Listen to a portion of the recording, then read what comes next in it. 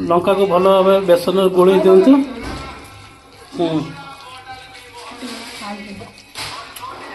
भल भाव मिक्स करंतु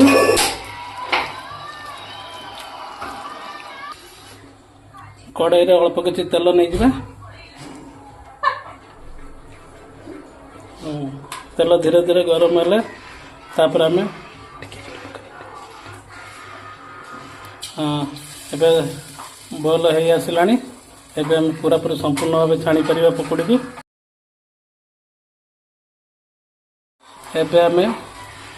बेसन को गोलई जो बंधाकोबी को गोटे गोटे लेयर छाणिया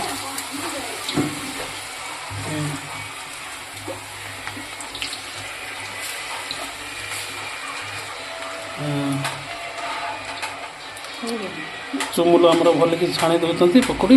नरम नरम हाथ जो पकोड़ीटा कर खावाई भल लगे मझे मझे ताको नौटे दवा क्या भितर टे कंचा रही ठीक समय पकोड़ीटा बॉयल हवा दरकार देखिबार थे पकोड़ीर कलर पलि आसला यहाँ ही एक्चुअली पकोड़ीर कलर ए पकोड़ी प्रस्तुत हो आम ए अलग थाली की काढ़ीदबा।